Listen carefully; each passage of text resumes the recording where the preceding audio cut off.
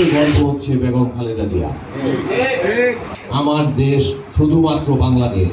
আবার বিএনপি ক্ষমতার বাইরে গিয়েছে, তারপরে আবারও উনি ক্ষমতায় নিয়ে এসেছেন। সারা বাংলাদেশের আপামর মানুষ উনার নেতৃত্বকে সকল সময়ের জন্যই মেনে নিয়েছিল, এখনো মানে।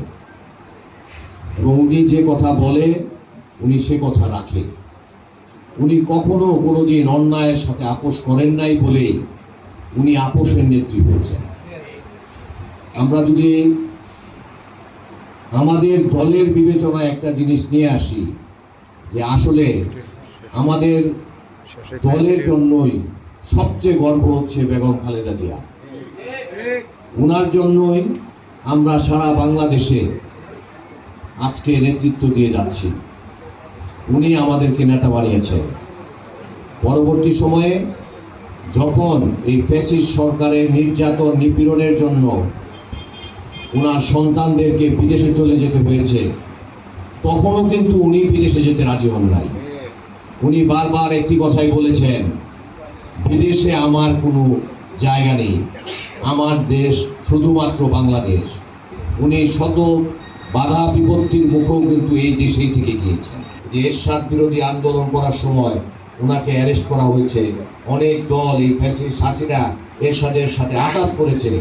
আমাদের নেত্রী শত নির্যাতন সহ্য করেও কিন্তু উনি কোনো আঘাতের পথে কখনোই যান নাই। সেখান থেকেই কিন্তু ওনার নামের আগে আপোষের নেত্রী এসেছে। এই দীর্ঘ আন্দোলন করতে করতেই উনি 91 সনে বিএনপিকে ক্ষমতায় নিয়ে এসেছেন। আবার বিএনপি ক্ষমতার বাইরে গিয়েছে, তারপরে আবারও উনি ক্ষমতায় নিয়ে এসেছেন বিএনপিকে।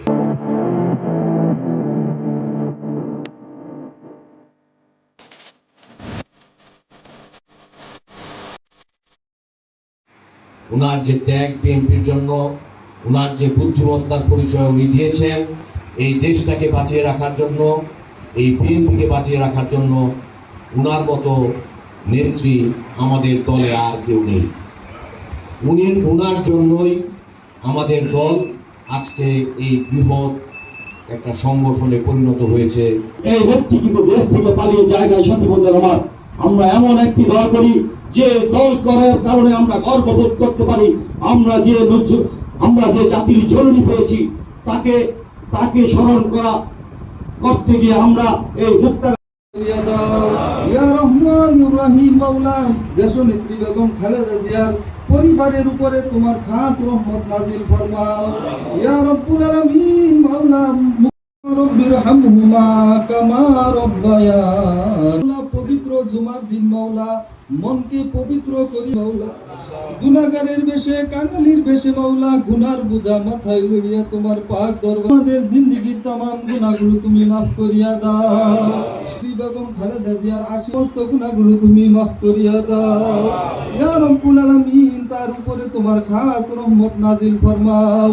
ইয়া তার পাশে যেন তিনি যত ধরনের মাওলা চক্রান্ত আছে, যত ধরনের ঝামেলা আছে, সমস্ত চক্রান্ত থেকে বেঁচে থাকা। ইয়া রব্বুল আলামিন তার উপর তোমার খাস রহমত এনায়েত করেন। জিয়া রহমান মাওলা তোমার ডেকে সাজা দিয়ে মাওলা শাহাদাত বরণ করে জান্নাতের নূরে নূরান্বিত করিয়া দাও। ইয়া রহমানুর রহিম মাওলা রাহমত রহমত কুকু মাওলা তোমার ডেকে সারা দিয়ে চলে গেছে মাওলা। দয়া করে তার এই বলে আমার বক্তব্য আমি এখানে শেষ করছি। সকলকে জনাব মাওলা আল্লাহ জাকির হুসাইন তার উপরে তোমার খাস রহমত নাযিল ফরমাও। ইয়া রাব্বুল আলামিন সমস্ত চক্রান্ত থেকে বেঁচে থাকার মতো